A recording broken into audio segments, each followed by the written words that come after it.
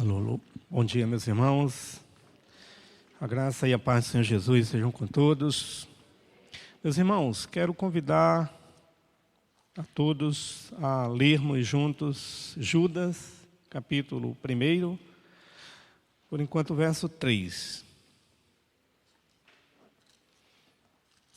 Judas 1, 3.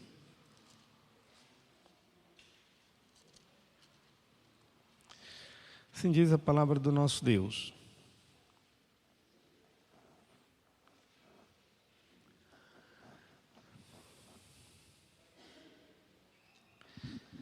Amados, quando empregava toda a diligência em escrever-vos acerca da nossa comum salvação, foi que me senti obrigado a corresponder-me convosco, exortando-vos a batalhardes diligentemente pela fé que uma vez por todas foi entregue aos santos.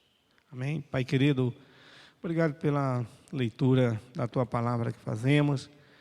Que o Senhor possa nos ensinar aquilo que precisamos para o nosso crescimento, para a edificação do Teu povo.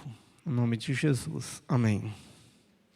Meus queridos, quero destacar aqui aquilo que Judas, inspirado pelo Espírito Santo, mandou para aqueles irmãos, para que eles pudessem batalhar diligentemente pela fé que foi dada, que foi entregue aos salvos. A batalha pela fé. Esse era um desejo que os servos, antigamente, no primeiro século, precisavam ter, devido às lutas que eles passavam em relação à doutrina, sã doutrina, em relação à fé cristã. Os gnósticos causavam muita ameaça.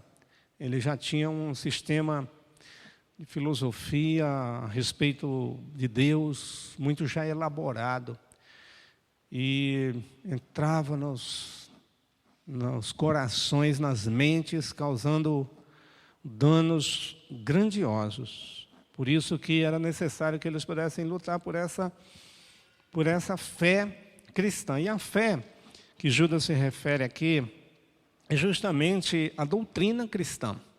A fé se refere às Escrituras, nesse sentido, todo o corpo de verdade da Bíblia, tudo aquilo que nós temos hoje.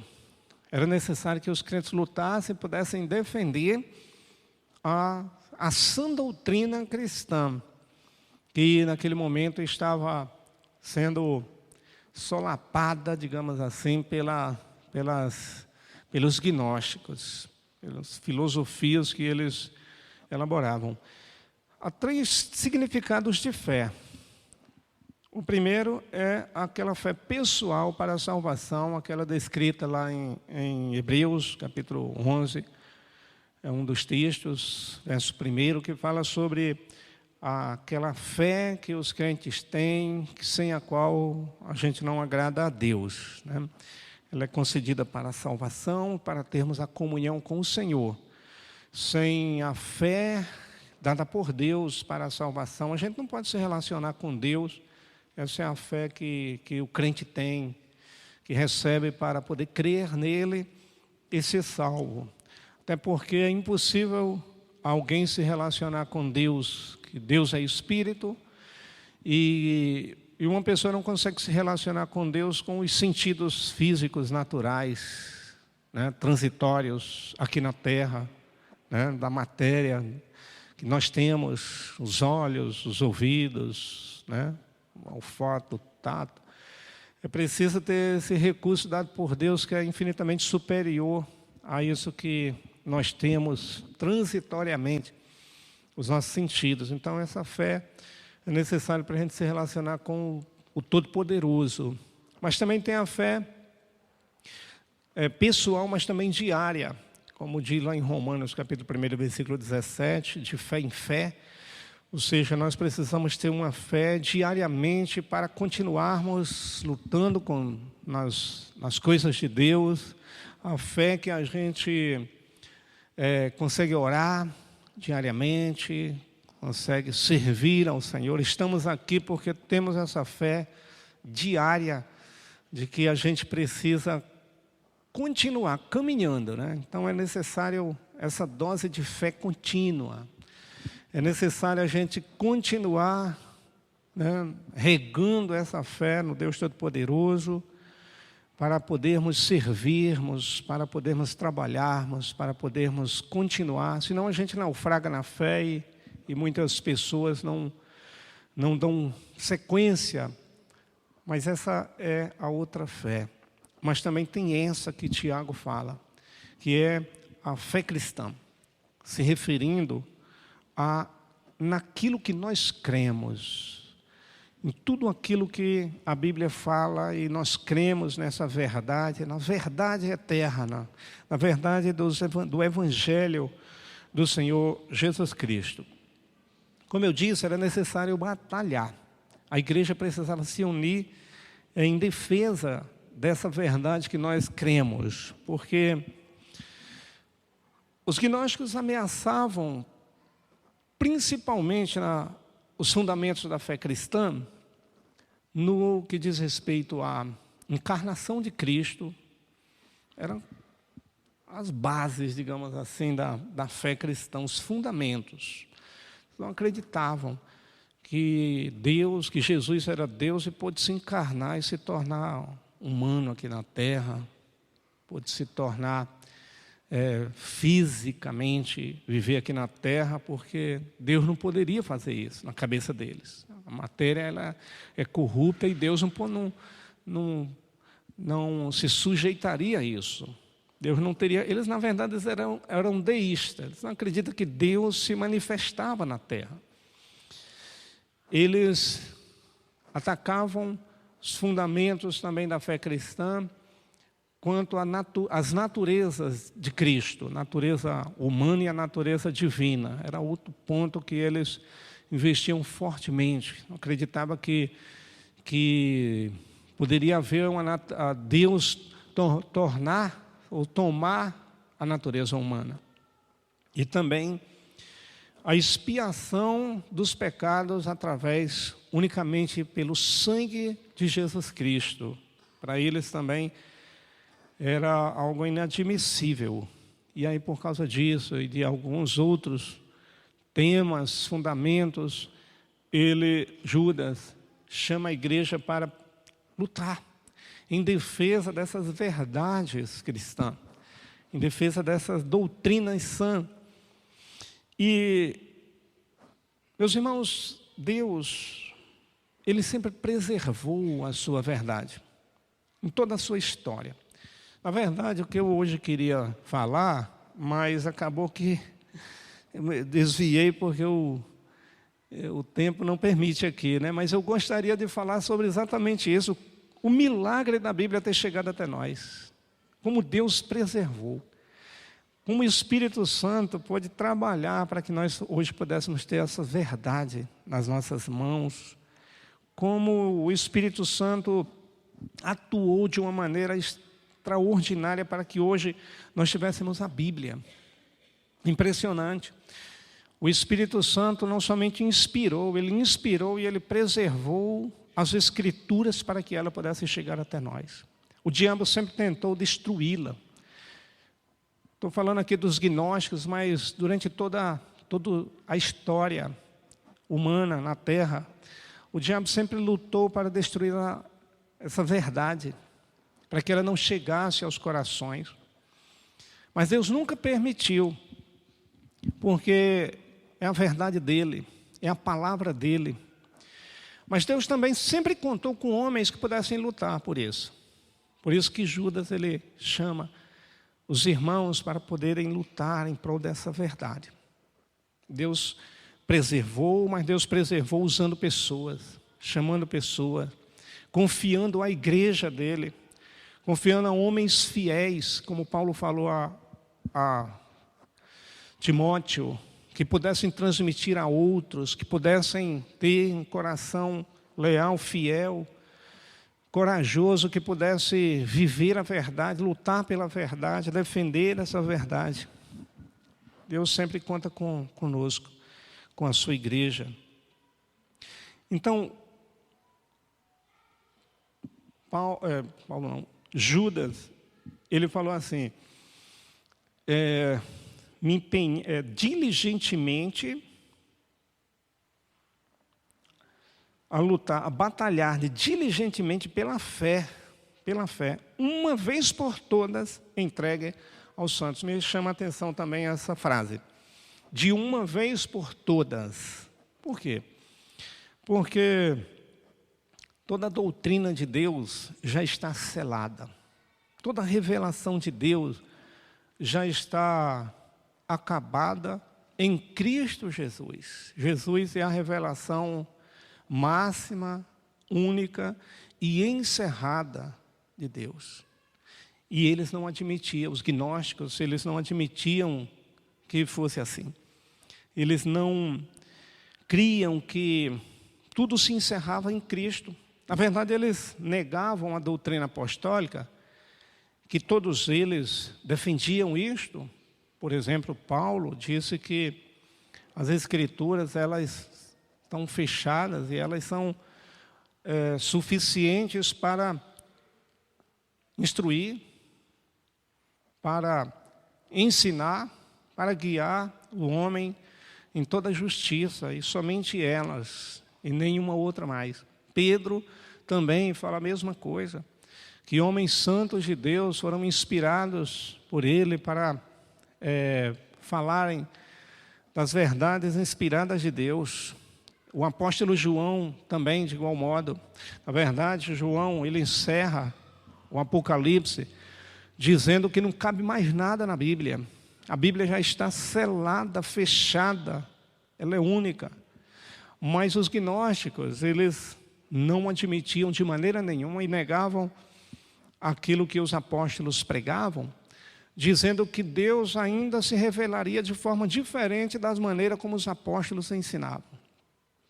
Deus se revelaria através do conhecimento da gnose que era sempre desenvolvida.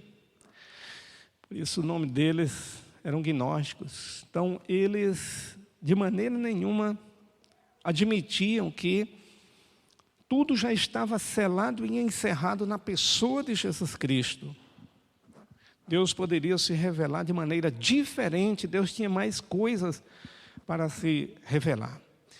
Mas aí ele fala, não, Deus já entregou essa fé de uma vez por todas. Acabou. Não há nada mais a acrescentar. Já está fechada. Já está tudo encerrado, a revelação de Deus na pessoa de Jesus, conforme está escrito, conforme Deus já designou. E aí ele fala, entregue aos santos. É outra frase que me chama a atenção. Porque ele se refere aqui, entregue aos santos, a todos aqueles que foram inspirados por Deus do Antigo Testamento ao Novo Testamento e que foram usados por Deus para falarem a respeito dessa fé cristã. Foi entregue a esses homens inspirados por Deus para que eles pudessem escrever tudo aquilo que deveria ser escrito, tanto do Novo quanto do Velho Testamento. Ou seja, já está selado tudo na pessoa do Senhor Jesus Cristo. A doutrina é única e a doutrina é suficiente e já está completa, a Bíblia toda. Completa, suficiente, concluída, selada, encerrada. Deus não tem mais nada a acrescentar na sua palavra. Não existe nada mais a colocar, uma vírgula sequer, naquilo que está escrito a respeito da salvação da humanidade. O que pode acontecer agora é a manifestação, é a volta de Cristo mas também já está escrito. Já está escrito que Jesus vai voltar. Não existe mais nada a ser acrescentado. A Bíblia, então, meus irmãos, já está completa. Segunda Epístola de Pedro, um pouquinho antes aí, versículo 1, 19. Segunda de Pedro 1, 19 ao 21.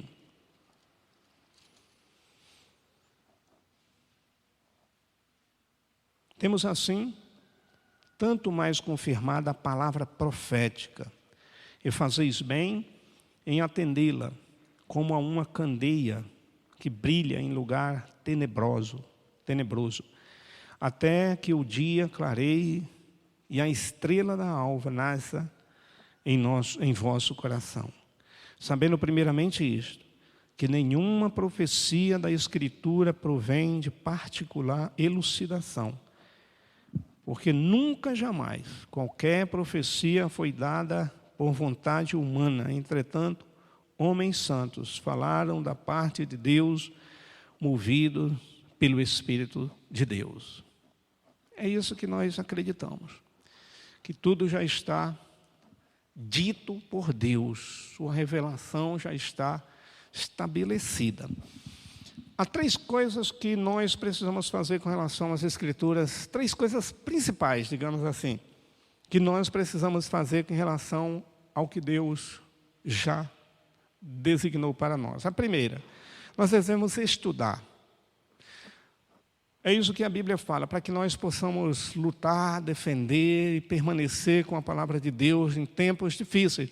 E olha, quando Judas disse para que a igreja pudesse lutar diligentemente pela fé cristã, ou pela doutrina cristã, não é diferente nos dias de hoje. Hoje a igreja fiel, o remanescente fiel, o povo fiel, precisa de igual modo fazer isso aí. Então, três coisas fundamentais. Estudar a palavra de Deus. 2 Timóteo capítulo 2, verso 15. 2 Timóteo 2,15. Vamos ler juntos? Procura apresentar-te a Deus aprovado, como obreiro que não tem de que se envergonhar, que maneja bem a palavra da verdade. Como que nós devemos nos apresentar a Deus? Como obreiro aprovado e que maneja bem a palavra da verdade. Há muitas pessoas que nos dias de hoje, meus irmãos, desprezaram a Bíblia. Há muitas igrejas que não induz, que não promove para que os crentes sejam crentes que manejem a palavra. Há muitos analfabetos bíblicos dentro da igreja. Há muitas pessoas que sequer hoje não conseguem abrir o livro físico. E não encontra os livros dentro da Bíblia que já tem uma dezena de anos dentro da igreja. Eu já dei aula para uma pessoa que estava há 19 anos dentro de uma igreja evangélica e que um novo convertido nosso abria a Bíblia e ela não conseguia abrir. O que as igrejas estão ensinando os crentes? A darem dízimos, a terem uma vida bem-sucedida aqui na terra, a serem prósperos aqui na terra, a serem massas de manobra dentro dos sistemas, dentro das igrejas. Infelizmente, parece que é isso. E não a serem crentes que são conhecedores da verdade. Que saibam ler a palavra de Deus num confronto aí fora com um herege, com um ateu. Eu ainda peguei uma época que os crentes eles tinham amor à palavra, desejo de ler a palavra, de aprender a palavra para poder fazer uma segunda coisa que era pregar. Mas veja como hoje os dias estão difíceis e as pessoas estão cada vez mais perdendo isso que Paulo ele instrui a um dos filhos na fé dele, que era um jovem pregador, para que ele pudesse manejar bem a palavra da verdade. Segunda coisa é o pregar. 2 Timóteo 4, 1 e 2. Vamos falar juntos o primeiro e o segundo verso. Conjuro-te perante Deus e Cristo Jesus, que há de julgar vivos e mortos, pela sua manifestação e pelo seu reino. Prega a palavra, insta, quer seja oportuno, quer não. Corrige, repreende, exorta com toda longanimidade e doutrina. Era preciso conhecer a doutrina. Era preciso manejar bem a palavra da verdade para poder se defender, orientar, corrigir, ensinar, para poder pregar em todo o tempo. Foi dito para um obreiro, mas é dito para todos os crentes. Nós precisamos, meus irmãos, obedecer. E isso é um dever nosso, não é uma opção. Não é opcional. É isso que a gente precisa. Seja o pai, seja a mãe, seja um crente, seja quem for dentro da igreja. Todo o tempo nós precisamos estar com a palavra no coração, na boca, na mente, porque o mundo está apodrecendo por falta da palavra de Deus sendo pregada. E em terceiro e último, como disse Judas, nós precisamos lutar para preservarmos isto, meus irmãos, em tempos de frouxidão moral. Nós precisamos lutar para preservar esses valores. Eu acho que os irmãos já viram algum postzinho, que eu já vi diversas vezes, que estava lá no desenhozinho, nos posts, de show gospel. Aí a fila do show gospel era uma multidão gigantesca e incontável de pessoas entrando no show. Aí, EBD, aí tinha umas 10 pessoas lá. Mas não é só EBD não. Porque às vezes a gente categoriza as coisas e a gente começa a dizer que algumas programações da igreja são mais importantes do que outras. Por exemplo, Charles Spurgeon dizia que uma das reuniões mais importantes dele era o culto de oração. Ele dizia que ali era o termômetro da igreja. Ele media a vida espiritual da igreja pela terça-feira, que era a oração. Então é tudo, não é uma mais do que outra. Todas são importantes. Culto de adoração, escola bíblica dominical, culto de oração, doutrina. Tudo é muito importante na nossa vida. Mas a verdade é que, quando se fala de jejum, de oração, quando se fala de coisas fundamentais, às vezes dá pouca gente. Mas se for para o benefício das pessoas, lotam, enche.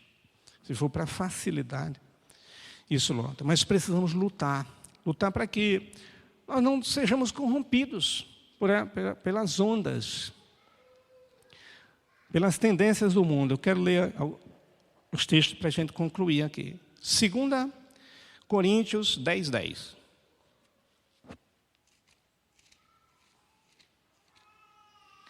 Segundo Coríntios 10:10 diz assim, as cartas com efeito dizem são graves e fortes, mas a presença pessoal dele é fraca e a palavra desprezível. Então, o pessoal dizia que Paulo, ele tinha uma presença fraca. Paulo, ele era uma pessoa que ele não era muito forte. Mas a doutrina era que era... Eles até acusavam que Paulo não tinha muita eloquência, digamos assim. Mas não é na pessoa. Paulo, ele defendeu. Paulo lutou. Na verdade, é 10:3, desculpa aí, do 3 ao 6. 2 Coríntios, capítulo 10, eu li errado. Capítulo 10, versículo 3 a 6. Eu estava achando estranho aqui. Porque, embora andando na carne, não militamos segundo a carne. Porque as armas da nossa milícia não são carnais, e sim poderosas em Deus para destruir fortalezas, anulando nós sofismas e toda altivez que se levante contra o conhecimento de Deus, e levando cativo todo pensamento à obediência de Cristo, e estando prontos para punir toda desobediência, uma vez completa a submissão. Então, as nossas armas é a verdade. A nossa arma é a verdade. É com ela que nós subjugamos todo o mal na pessoa de Jesus, e foi assim que Jesus fez com a sua verdade. Então, é com ela, é preservar, porque ela é a arma mais poderosa e mais potente. Filipenses 1:7.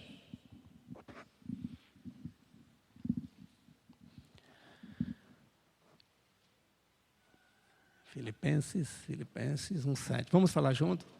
Aliás, é justo que assim pense de todos vós, porque vos trago no coração, seja nas minhas algemas, seja na minha defesa e confirmação do Evangelho, pois todos sois participantes da graça comigo. Paulo lutou em defesa do Evangelho, e assim nós devemos também fazer. Lutou. 1 Timóteo capítulo 1, versículo 18.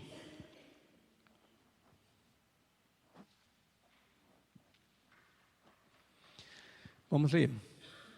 Este é o dever de que te encarrego, ó filho Timóteo, segundo as profecias de que antecipadamente foste objeto. Combate, firmado nelas, o bom combate. Firmado nas profecias, nas palavras, combate. Combate como um soldado, combate como um guerreiro. Seja forte e lute em prol dessa profecia, dessa verdade. 2 Timóteo 1,13. Vamos falar. Mantém o padrão das sãs palavras que de mim ouviste com fé e com amor que está em Cristo Jesus. Luta a batalha da fé, luta esse padrão da sã doutrina. E por último, Timóteo, 2 Timóteo, capítulo 4, versículos 7 e 8. Vamos falar juntos? Combati o bom combate, completei a carreira, guardei a fé.